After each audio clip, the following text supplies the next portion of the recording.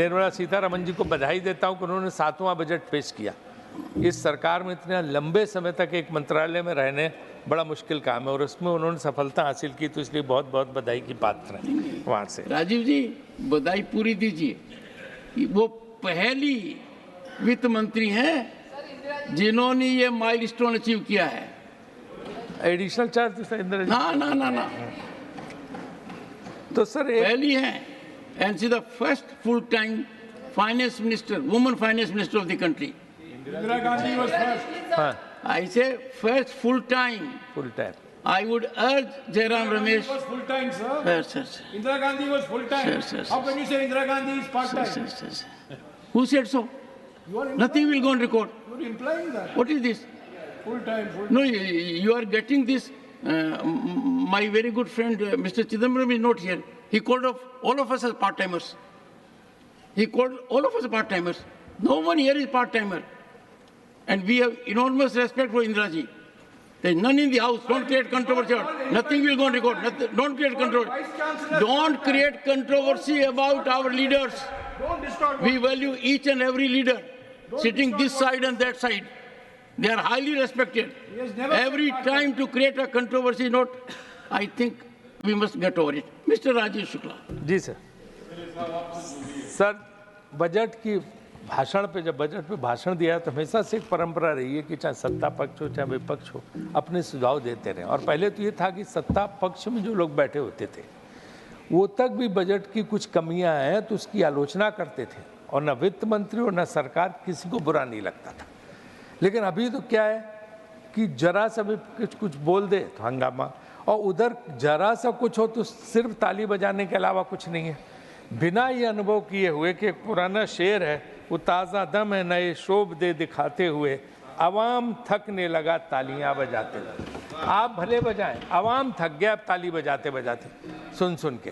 तो ये जो है वो मुश्किल इस बजट में भी परिलक्षित हो रहे। यार नीर भाई तुम यार मत बोलो, तो पुराने दोस्त हो तुम, काहे को जब आगे होगा नॉमिनेशन तो हम भी साथ चलेंगे सिफारिश करने, इसलिए चिंता।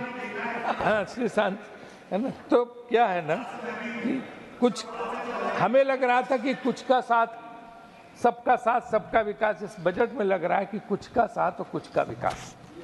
अगर आप एक ट्रेन लें यहाँ से कन्याकुमारी की तो ऐसा कोई राज्य रास्ते में नहीं पड़ेगा जिसमें कोई नया प्रोजेक्ट इस बजट से लगाया जा सके, सब कुछ खाली है। और यहाँ में एक बात जो ज़्यादातर विपक्ष के वक्ताओं ने कही है उससे हम सहमत नहीं है कि साहब सब कुछ बिहार को दे दिया और सब कुछ जो है आंध्रा को दे दिया। आंध्रा बिहार वाले रो रहे हैं कि कुछ नहीं मिला है। मेरी उनकी सत्तारूढ़ दल उनके एमपी से बात हुई, एक दो मैं नाम नहीं लूँगा, उनका सब कुछ नहीं मिला है। सिर्फ अमरावती राजधानी के लिए कुछ दे दिया जो देना ही था। कोई भी सरकार होती तो राजधानी को उतना पैसा देती है, बाकी उनको कुछ नहीं दिएगा चंद्रबाबू नायडू जी को। और बिहार में एक पावर प्लांट और एक सड़क, और उसमें भी सुना है मैंने कि जो वो भी दिया है जो अमरावती वाला, उसमें भी कहा है कि विश्व बैंक से फाइनेंस हम करा देंगे, उसमें स्टेट को अपना शेयर देना पड़ेगा। तो मैं इस पर निर्मला जी से एक्चुअली स्पष्टीकरण चाहूँगा कि वो जो उन्होंने आंध्र प्रदेश को दिया है वो क्या है, डायरेक्ट उन्होंने इसकी मदद दी है या विश्व बैंक के जरिए।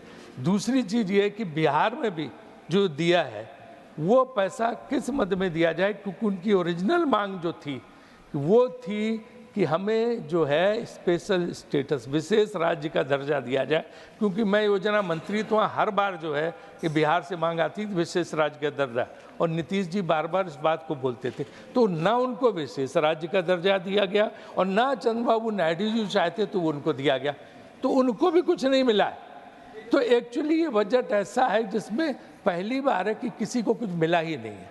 अब मैं बारी बारी से शुरू करूँगा कि पहले किसको नहीं मिला। मैं बिल्कुल देवगढ़ा जी जो कहा उससे सहमत नहीं हूँ। कृषि मंत्रालय की बात करें, कृषि की सबसे ज़्यादा किसान परेशान आज की तारीख में।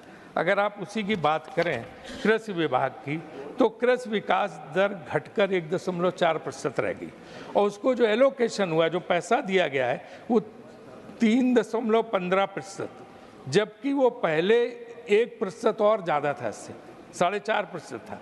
वो जो है 3.15% एलोकेशन रह गया। किस लिए उन्होंने इसमें घटाया मेरी समझ में नहीं आया। इसके बाद फर्टिलाइज़र सब्सिडी, जो किसान को खाद की सब्सिडी दी जाती थी, सहायता दी जाती थी, उसको भी 1,88 करोड़ से घटा के 1,64 करोड़ कर दिया गया। फूड सब्सिडी भी कम कर दी गई है। तो जो किसान, जिसको आप कहते हो हम किसान के लिए कर रहे हैं, किसान भगवान है, यहाँ शिवराज जी बैठे थे, किसान भगवान है, भगवान का तो प्रसाद ही आधा काट लिया।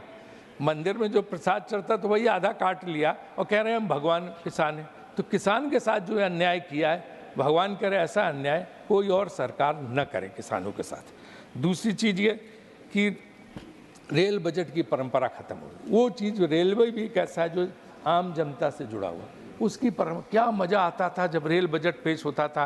पहले से एमपी तैयार हो जाते थे, सब अपनी अपनी मांग उठाते थे। कोई रेल लाइन मांगता था, कोई नई ट्रेन मांगता था, कोई कुछ कहता था, कोई कुछ कहता था। वो एक उत्सव जैसा होता था रेल बजट।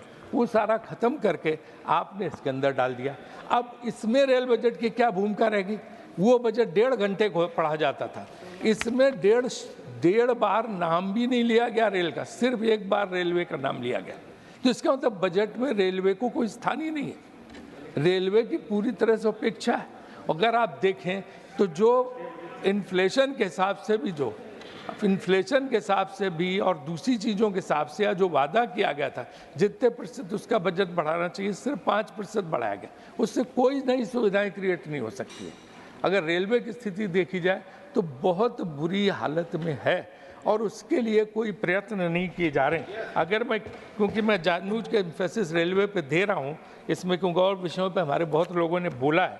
आप अगर देखें तो जितने जो सीएजी की रिपोर्ट के हिसाब से, जो पुअर इंफ्रास्ट्रक्चर मेंटेनेंस और इसका ये सीएजी की रिपोर्ट है, उस हिसाब से जो है आपने इसमें कहीं कोई प्रावधान नहीं किए हैं और फाइनेंशियल परफॉर्मेंस इसीलिए गिरती जा रही है। 2023 के बजट में सीएजी रिपोर्ट ने कहा था मतलब 68,269 करोड़ का घाटा था पैसेंजर उसमें वादा किया गया कि हम फ्रेट के जरिए पूरा करेंगे। लेकिन आज फ्रेट के लिए भी, जो फ्रेट जर्नी के जरिए जो है, जो ट्रेन ऑपरेशन से, उसके जरिए भी कुछ भी जो है नहीं किया जा रहा, बल्कि उसकी स्पीड जो है, जो स्लो जर्नी 50 से 51 किलोमीटर पर घंटा रह गई है, जो कि मिशन रफ्तार जो नारा दिया गया था उसके हिसाब से कुछ भी नहीं है। और वंदे भारत के अलावा और बाकी ट्रेन का बुरा हाल है, उनकी स्पीड बहुत नीचे है। दूसरे कवच सिस्टम, उसको लेके भी बहुत ज़्यादा ही कहा गया था। कवच सिस्टम सिर्फ 1465 किलोमीटर ट्रैक पे है, बाकी देश में कहीं कवच सिस्टम, इसलिए रोज़ आए दिन जो है दुर्घटनाएं हो रही हैं। मैं सरकार से अपील करूंगा, अनुरोध करूंगा कि कम से कम इसमें 3000 किलोमीटर तक तो कवच सिस्टम लागू किया जाए वहाँ पे, और इसको आगे और बढ़ाया जाए ताकि दुर्घटनाएं ना हो। आम लोग उससे परेशान होते हैं, लोग परेशान होते हैं। और जो पीपीपी मॉडल्स में जो विकसित करना था, चाहे रेलवे की प्रॉपर्टीज हो, चाहे रेलवे की एसेट्स हो, उस मामले में भी कुछ नहीं अभी तक किया जा रहा। कोई बजट में ऐसा उसमें जो है हमें कोई प्रावधान देखने को नहीं मिला है। और जो इसके अलावा जो एसेट्स की चोरी हो रही है, जैसे बिहार में 500 टन का जो रेलवे ब्रिज था वही लोग उखाड़ के ले गए और पता नहीं आज तक कि कौन ले गया। तो रेलवे संपत्ति की जिस तरह से चोरियां हो रही हैं,